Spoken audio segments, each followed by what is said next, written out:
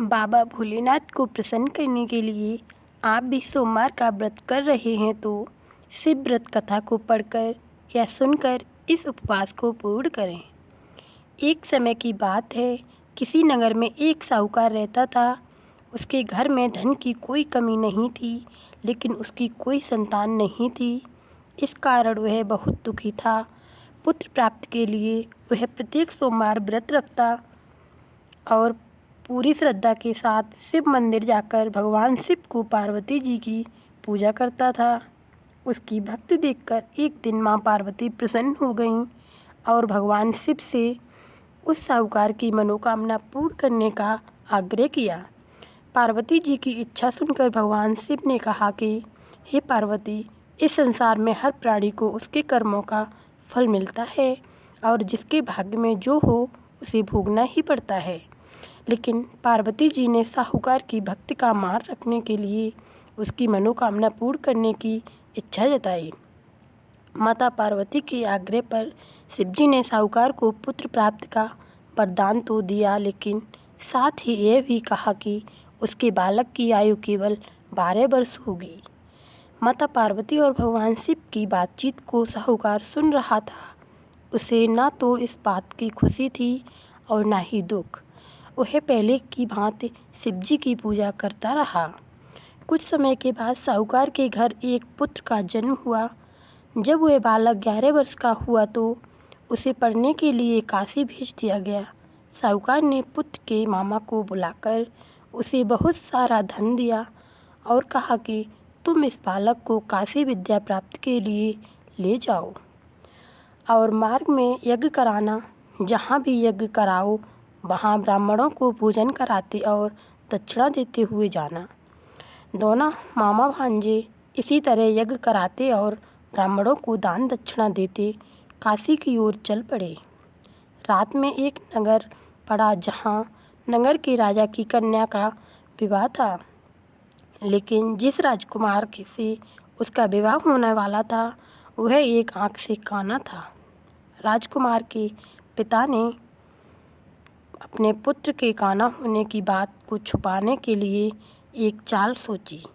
साहूकार के पुत्र को देखकर उसके मन में एक विचार आया। उसने सोचा, क्यों न इस लड़के को दूल्हा बनाकर राजकुमारी से विवाह करा दूं। विवाह के बाद इसको धन देकर विदा कर दूंगा और राजकुमारी को अपने नगर ले जाऊंगा। लड़के को दूल्हे के वस्त्र पहनाकर राजकुमारी से विवाह कर दिया गया, लेकिन साहूकार का पुत्र ईमानदार था। उसे यह बात अच्छी नहीं लगी। उसने अवसर पाकर राजकुमारी की चुन्नी के पल्ले पर लिखा कि तुम्हारा विवाह तो मेरे साथ हुआ है, लेकिन जिस राजकुमार के संग तुम्हें भेजा जाएगा वह एक आँख से काना है। मैं तो काशी पढ़ने जा रहा हूँ। जब राजकुमारी ने चुन्नी पर लिखी बातें पढ़ीं तो उसने अपने माता पिता को यह बात बताई। राजा ने अपनी पुत्री को विदा नहीं किया, जिससे बारात वापस चली गई। दूसरी ओर साहूकार का लड़का और उसका मामा काशी पहुँचे और वहाँ जाकर उन्होंने यज्ञ किया। जिस दिन लड़के की आयु 12 साल की हुई उसी दिन यज्ञ रखा गया। लड़के ने अपने मामा से कहा कि मेरी तबीयत कुछ ठीक नहीं है। मामा ने कहा कि तुम अंदर जाकर सो जाओ।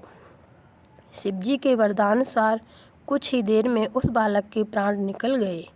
मृत भांजे को देख उसके मामा ने विलाप शुरू किया। संयोगवश उसी समय शिवजी और माता पार्वती उधर से जा रहे थे। पार्वती ने भगवान से कहा, स्वामी, मुझे इसके रोने के स्वर सहन नहीं हो रहा। आप इस व्यक्ति के कष्ट को अवश्य दूर करें। जब शिवजी मृत बालक के समीप गए तो वह बोले कि यह उसी साहूकार का पुत्र है जिसे मैंने 12 वर्ष की आयु का वरदान दिया। अब इसकी आयु पूरी हो चुकी है, लेकिन मातृभाव से विभोर माता पार्वती ने कहा कि हे महादेव, आप इस बालक को और आयु देने की कृपा करें, अन्यथा इसके वियोग में इसके माता पिता भी तड़प तड़प कर मर जाएंगे। माता पार्वती के आग्रह पर भगवान शिव ने उस लड़के को जीवित होने का वरदान दिया। शिवजी की कृपा से वह लड़का जीवित हो गया। शिक्षा प्राप्त करके लड़का मामा के साथ अपने नगर की ओर चल दिया। दोनों चलते हुए उसी नगर में पहुँचे जहाँ उसका विवाह हुआ था। उस नगर में भी उन्होंने यज्ञ का आयोजन किया। उस लड़के के ससुर ने उसे पहचान लिया और महल में ले जाकर उसकी खातिरदारी की और अपनी पुत्री को विदा किया। इधर साहूकार और उसकी पत्नी भूखे प्यासे रहकर बेटे की प्रतीक्षा कर रहे थे।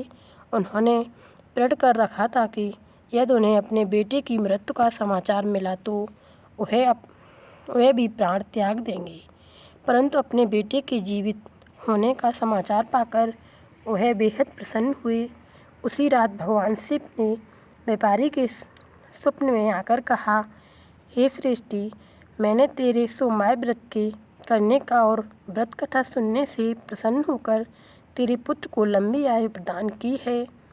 इसी प्रकार जो कोई सोमवार व्रत करता है या कथा सुनता और पढ़ता है उसके सभी दुख दूर होते हैं और समस्त मनोकामनाएं पूर्ण होती हैं। आशा करती हूँ हमारी ये सोमवार व्रत की कथा आपको पसंद आई होगी। अगर वीडियो पसंद आई है तो वीडियो को लाइक करें, शेयर करें और चैनल को सब्सक्राइब करें। कहानी सुनने के लिए बहुत बहुत धन्यवाद।